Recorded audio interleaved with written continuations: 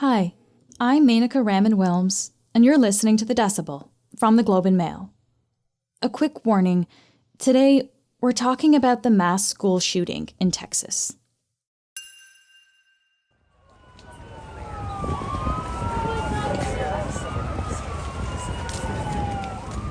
This is the sound of a chaotic and tragic scene in Uvalde, Texas, on Tuesday. An 18-year-old man walked into Robb Elementary School and started shooting. At least 19 children and 2 adults were killed. The children were all in the same classroom. The gunman was then killed by a Border Patrol agent. This is the worst school shooting in the U.S. since 2012, when 20 first graders and 6 adults were killed at Sandy Hook Elementary School. In Uvalde, the community is still trying to come to grips with what happened.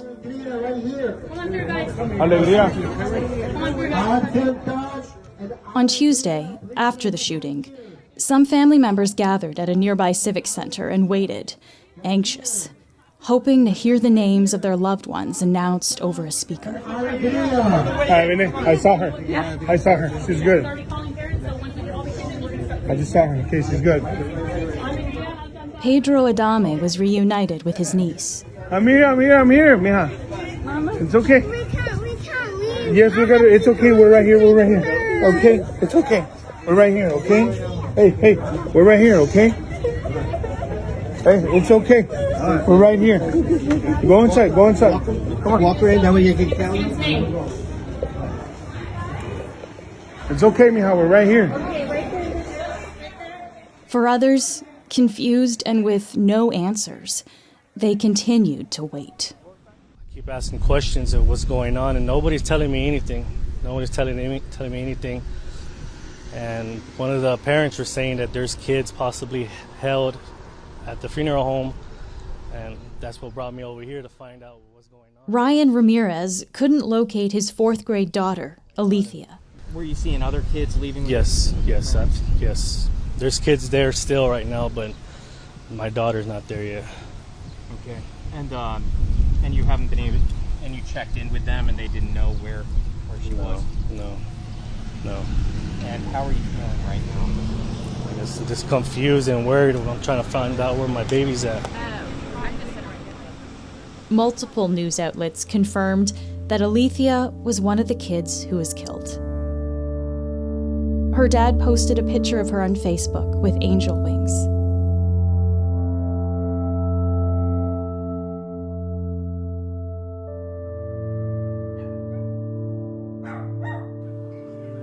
She was very happy and very outgoing. Loved to dance and sing and play sports. She was big into family, enjoyed being with the family. A day after the shooting, Syria Arizmendi talked to a reporter about her niece, 10-year-old Ali Garcia. She sounded like a good girl. She was.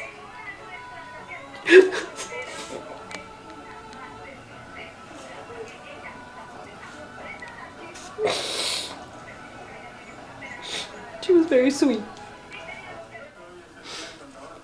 I just don't understand how people could sell that type of a gun to a kid, to an 18-year-old. Like, what is he gonna use it for? But for that purpose. Today on the show, we'll talk to David Shribman. He's a contributing columnist for The Globe, and he won the Pulitzer Prize for his coverage of U.S. politics. We talked to him on Wednesday from Pittsburgh, Pennsylvania. David tells us about the state of politics in the U.S. that's helped create a country where, according to the American Academy of Pediatrics, the leading cause of death for Americans under 20 is death by gun. This is The Decibel.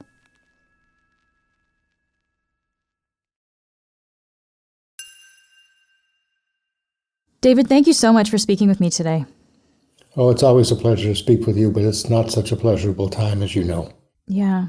And I know you've covered a number of mass shootings during your time as a journalist and a columnist in the U.S. I just one of them wondered, happened right around the corner from where I am right now. that was the Tree of Life synagogue. Right. I walked right by there last night and again today. As on my regular walking route. And what were you thinking when you walked by? Well, last night I was thinking that here we go again. And we have these senseless events all the time. Yeah. You wrote an opinion piece on Tuesday night about what had happened in Texas, the shooting there in Uvalde. And in that piece, you said that it is, quote, mass domestic violence American style, end quote. What exactly do you mean by that? Well, I was trying to make the point that this is a crime against the American family and that we seem to be punishing ourselves or hurting ourselves for no apparent reason. And it's become part of our American life. And there's a generation of people who've grown up not thinking that this is the slightest bit unusual. They say, oh, it's horrible. But we would have said a decade ago, or 15 or 20 years ago, that this was an astonishing event and we would stop in our tracks. Now we just say, here we go again. Why is American identity so tied to guns? The old phrase, how the West was won in part by guns. The clearing of native peoples from the East Coast and moving west was through the use of guns. We now regard that as unforgivable. It should have been regarded that way then. Guns have been part of the American story. It leads us, of course, to the question about the Second Amendment, which talks about the right to bear arms. Well, I and many other people feel that the Second Amendment was written in the crucible of the post-American Revolution era, where militia were able to stave off the British and to win independence for the young republic. I don't think the founders and those who, a year or two later, passed the Bill of Rights, which I think was in 1790, had in mind mass shootings and 18-year-olds buying assault rifles and going to their schools or someone else's school. It's unimaginable to me. But the whole debate comes down to what that Second Amendment means, and people run for office on preserving the Second Amendment or honoring the Second Amendment. We have here in Pennsylvania, the Republican gubernatorial candidate ran on specifically that, and you see this across the country. And the NRA's original purpose was to teach young people, and so it began as predominantly and preeminently a safety organization. It got transmogrified around the 1970s into an interest group to preserve the right to have for firearms and all sorts of other kinds of things. And it is immensely powerful by dint of its prodigious fundraising. So help me understand, I guess, the NRA's role in America here. So what does the NRA have to do with how Americans understand the Second Amendment? Like you said, politicians running to protect the Second Amendment. How is the NRA involved in this? Well, it comes down to the usual thing. It comes down to money. The NRA raises a lot of money. The money is funneled to candidates who support that interpretation of the Second Amendment. Those people owe their election in some small measure, and perhaps in a big measure, to NRA money, and also to the constituency of people who believe deeply that the Second Amendment would allow them to possess these weapons. And so it's a kind of a feedback thing in which the money is raised, it's distributed to congressional and on the state level and congressional candidates, and it feeds upon itself. You mentioned that there was a turning point in the 1970s with the NRA where this organization changed what they stand for. Can you talk about that? What was the change that actually happened at that point? Well, that was the first year of Jimmy Carter's presidency, the kind of a liberal Democrat who looked askance at the prominence of guns. And in May of 1977, there was a NRA convention, as there was every year. A group of insurgents basically took over the organization and transformed it from a group of sportsmen into a group that was more militant in every sense, militant about preserving this very special notion of what the Second Amendment had to do. But it became a very, very strong lobby organization in a city, Washington, that responds to lobbying. So It transformed its tone. By doing so, it transformed the tone of American politics and the tone of American life. The NRA is actually scheduled to have its annual meeting in Houston, Texas, this weekend. Large exhibit hall full of guns being sold. Donald Trump is scheduled to make an appearance. Do you think that's going to go ahead in light of the shooting that's happened on Tuesday? Well, it's only a guess, but my guess is that the group won't be deterred.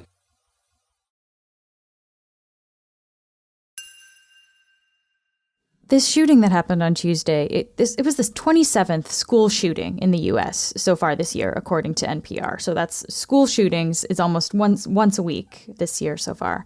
Canada hasn't had any kind of mass shooting since 2020 in Portapique, Nova Scotia. What have lawmakers in the United States done to prevent school shootings or mass shootings in general? They've done a lot and nothing. The thing they've done a lot about is to speak, and the thing they've done nothing about is to act.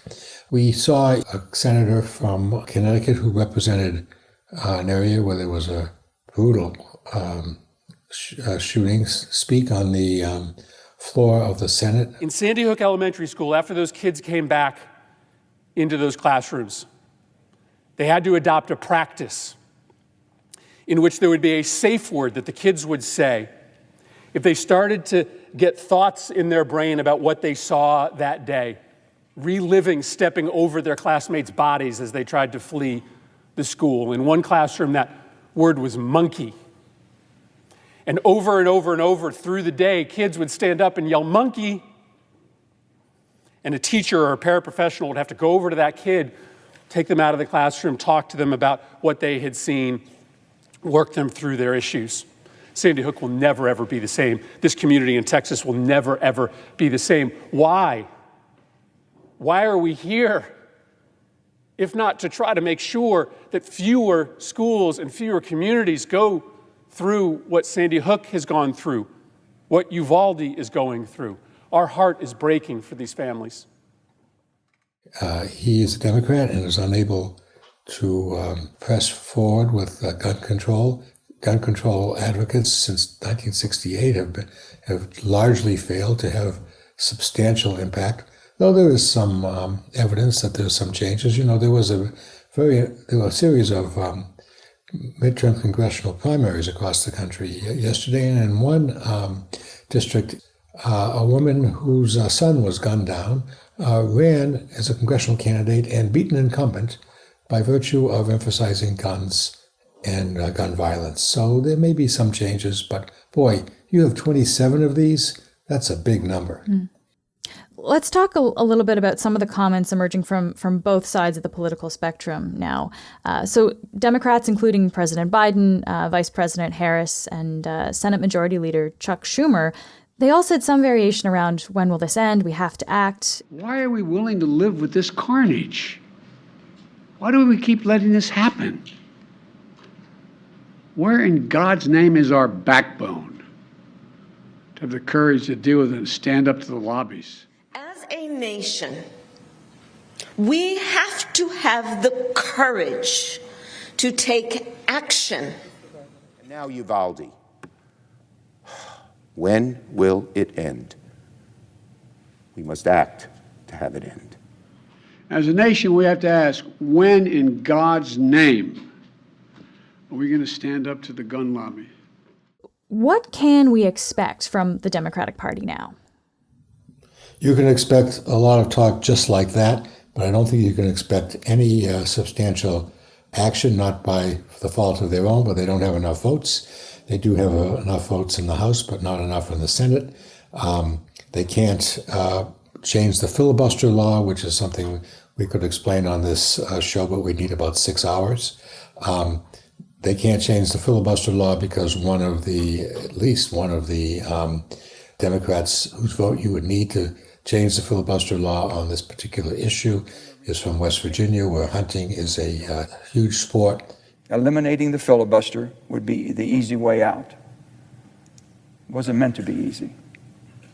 I cannot support such a perilous course for this nation when elected leaders are sent to Washington to unite our country, not to divide our country. So there is no way he is going to vote to restrict guns or to allow it even to come to the floor.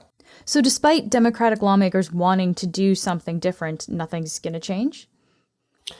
I don't think much will change. No, I think this is a question of, I know the limits of moral suasion. We've certainly seen them writ large, but I don't think there's going to be a political solution to this anytime soon.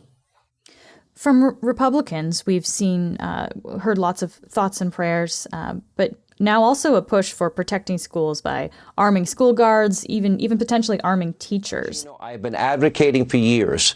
People, retired military, retired law enforcement, outside the perimeter of every school in the country, and metal detectors. And by the way, it would be a lot less than what we're giving Ukraine with the $40 billion we're sending over there. What do you expect from the Republican Party as a response? It's hard to imagine what it might be. There'll be just some of the things you just mentioned, of course, arming of various elements of the school population and increased security. And I think there'll be a lot of talk about mental health and community responsibility in that area. We don't know what motivated this 18-year-old. We do know what motivated the last 18-year-old, and that was an utter abject and reprehensible hatred of black people. But we'll learn more about this shooter in the days to come.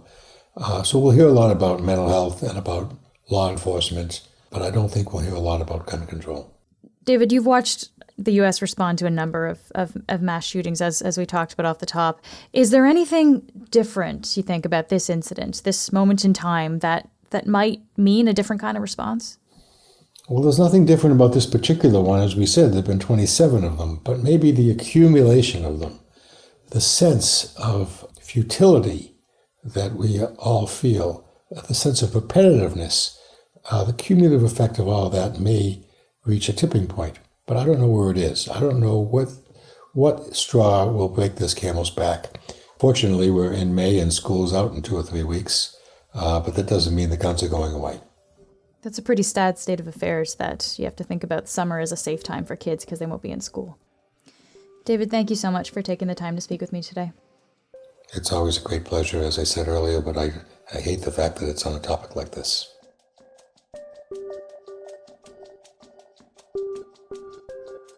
That's it for today. I'm Menaka Raman-Wilms. Our producers are Madeline White, Cheryl Sutherland, and Rachel Levy-McLaughlin. David Crosby edits the show. Kasia Mihailovich is our senior producer, and Angela Pacenza is our executive editor.